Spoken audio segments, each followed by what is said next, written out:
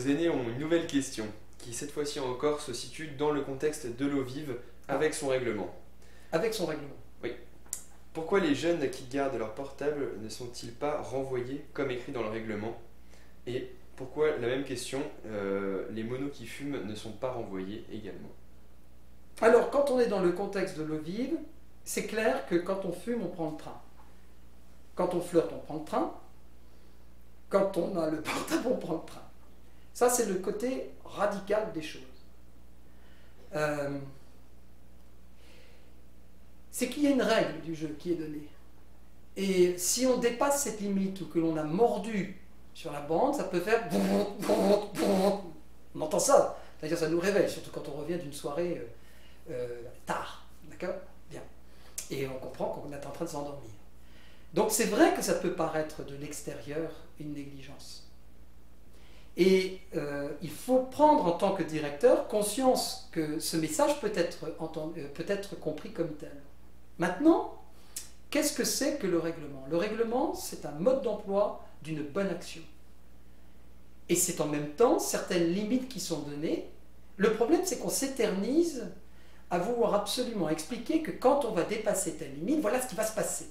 Et dans le règlement, on ne dit jamais ce qui va se passer de bien quand on fait bien les choses et qu'on ne dépasse pas les limites. Donc les règlements sont pour 90%, et peut-être même à l'eau vive, mal faits. C'est-à-dire qu'il faut que l'on comprenne ce qu'est une bonne action. Ça, c'est la première chose. Ma deuxième position est la position fondamentale d'un éducateur et donc d'un directeur. Pour moi, l'éducation démarre par la reconnaissance de l'être et de l'existant. Et cet être, c'est une personne qui se présente à moi. Sa beauté, ce n'est pas son axe qui va dire, ce qu'il va faire, ce qu'il ne va pas dire, ce qu'il ne va pas faire, etc. C'est le fait que cette personne soit là. Pour moi, c'est magnifique.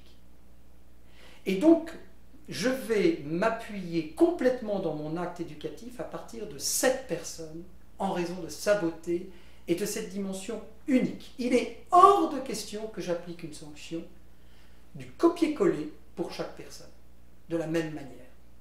Chaque individu a son histoire, a sa compréhension des choses qu'il fait et qu'il dit. Et donc, je vais rester d'abord à partir de la personne, bien avant ma belle idéologie pédagogique et éducative, bien avant tout ce qui peut être politique, etc., ou conception du règlement, de la discipline, etc. C'est la personne.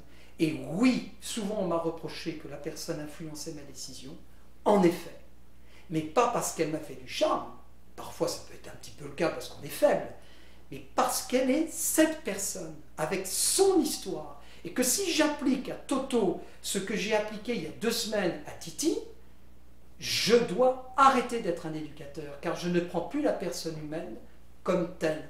Je la compare à un Playmobil, à un clown. Et je ne suis pas là pour gérer des Playmobil ou des clowns, mais des personnes humaines. Donc, il y a effectivement des monos qui peuvent tout d'un coup se trouver à fumer 1 ou 2 cigarettes, puis après s'arrêter parce que par eux-mêmes, ils comprennent que finalement, ce n'est pas juste. Et ils n'auraient peut-être pas forcément compris s'il n'y avait pas eu, non pas cette tolérance, mais cet accord entre eux.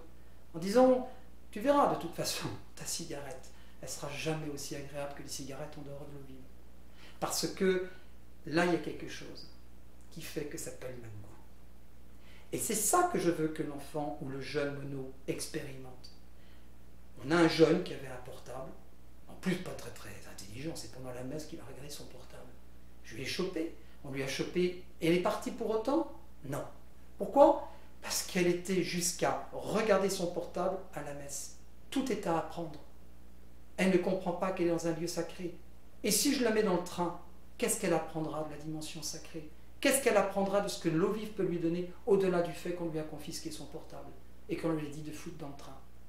Vous savez, le père de Monténard mettait les gens dans le train parce qu'il avait la certitude que l'enfant reviendrait en juillet de l'année suivante ou en août de l'année suivante. Sinon, non.